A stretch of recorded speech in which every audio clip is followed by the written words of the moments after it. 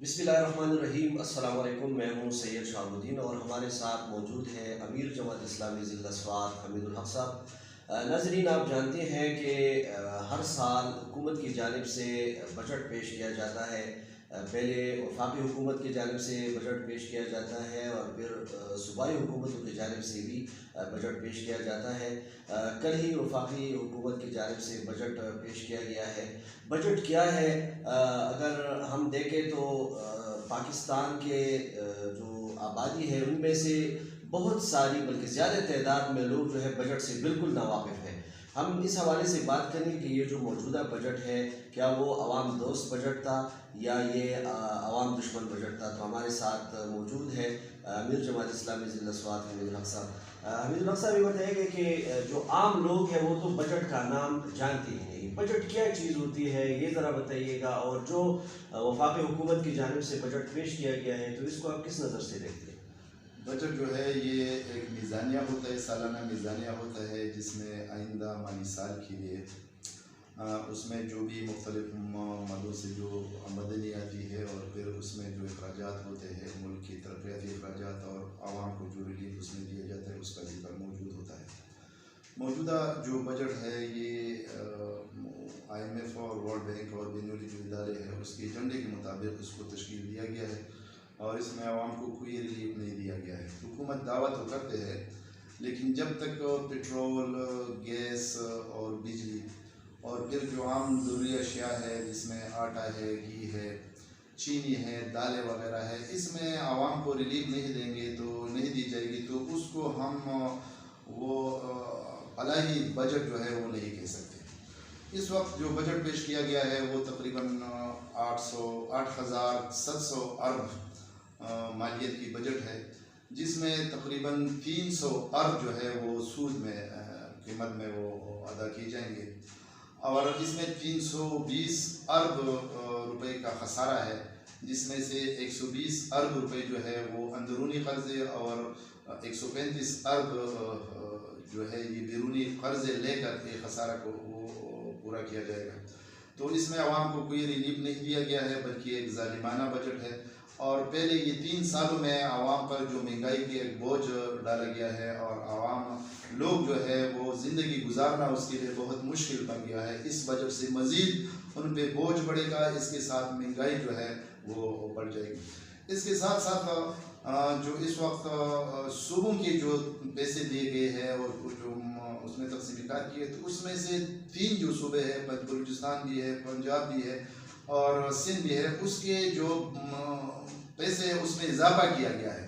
لیکن ہماری کے پی کے کی ہے وہ 274 ارب جو ہے وہ پہلے دی گئی تھے، اس میں کمی کی گئی ہے اور اس وقت وہ 248 ارب کی گئی ہے۔ تو باقی 3 صوبوں کے مقابلے میں ہماری کے پی کے کی جو پیسے ہے وہ اس میں کمی کی گئی ہے۔ اس کے علاوہ پاٹا جو ہے اس کو بھی نظر انداز کیا گیا ہے اور اس کے ساتھ پہلے جو وعدہ کیے گئے تھے جب پاٹا کی مرجر ہو رہی تھی اور مختلف موقعوں پہ حکومت نے جو وعدے کیے ہیں اس کو دوبارہ نظر انداز کی گئی ہے اور اس کو جو ضرورت ہے جتنی اس کے انفراسٹرکچر کو ترقی دینے کے لیے تو وہ نہیں دیا گیا، اس کو نظر انداز کیا گیا ہے۔ تو اس وجہ سے یہ موجودہ بجٹ جو ہے اس سے یہ توقع نہیں کی جا سکتی کہ اس سے عوام کو کوئی ریلیف ملے گا، بلکہ اس سے عوام پر مزید بوجھ پڑے گا اور مزید مہنگائی جو ہے وہ اچھا، یہ بتائے گا کہ اس بجٹ میں حکومت کا یہ دعویٰ ہے کہ ہم کسانوں کو ریلیف دے رہے ہیں، چونکہ ہمارا ملک جو ہے ایک زرعی ملک ہے، ہم 2 لاکھ روپے دے رہے ہیں، پھر 1.5 لاکھ روپے دے رہے ہیں، نوجوانوں کو روزگار کے لیے 5 لاکھ روپے دے رہے ہیں۔ یہ تو کچھ اعلانات ہیں، لیکن اس سے ہٹ کر جو بجلی ہے یا چینی ہے، گھی ہے، اسی طرح آٹا، گندم وغیرہ، کیا ان چیزوں پر سبسڈی نہیں دینی چاہیے تھی؟ عوام کو ایک ریلیف نہیں دینی چاہیے تھی؟ تو اگر ہم عوام کو ریلیف دینا چاہتے ہیں تو ان چیزوں میں پیٹرول، گیس، بجلی، اس میں وہ ہم سبسڈی دیں گے تب ہوگا۔ پھر اس کے علاوہ آٹا ہے جو ضروریات زندگی ہے، اس میں آٹا ہے، چینی ہے، گھی ہے، دالیں ہے، تو جب تک اس میں ہم وہ سبسڈی نہیں دیں گے، رعایت نہیں دیں گے، لوگوں کو ریلیف نہیں دیں گے تو اس سے لوگوں کو تو فائدہ نہیں ہوگا۔ اور اس بجٹ میں ان چیزوں کو نظر انداز کیا گیا ہے اور اس میں باقی یہ جو قرضوں کی بات کی گئی ہے یا کسانوں کی بات کی گئی ہے، اس وقت جو کسان ہمارا زرعی ملک ہے اور ہمارا تقریباً 63% سے زیادہ لوگ زراعت سے وابستہ ہے، لیکن جو زراعت سے وابستہ لوگ ہیں وہ انتہائی خراب حالت میں ہیں۔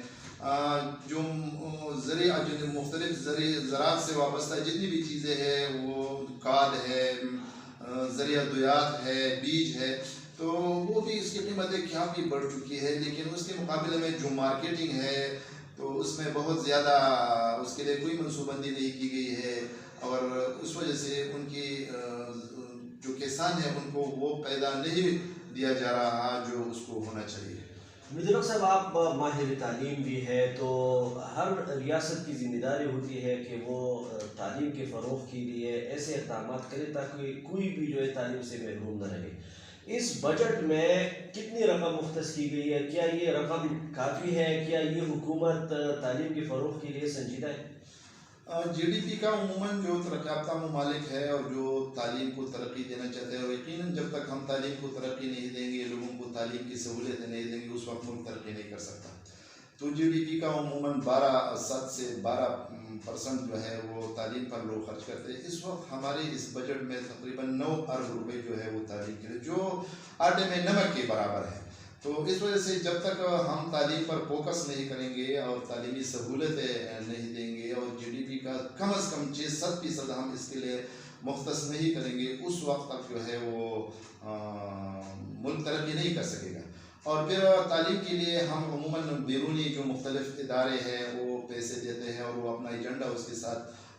وہ یہاں پر لاتے ہیں اور اس کو نافذ کر دیتے ہیں، تو وہ ہمارے اخلاقی اقدار ہے اور ہمارے بچوں کی تربیت جو ہے اس پر بھی اس کے منفی اثرات ہوتے ہیں۔ تو اس وقت انہوں نے کوئی 9 ارب روپے جو ہے وہ تعلیم کے لیے کیے، جو ناکافی ہے۔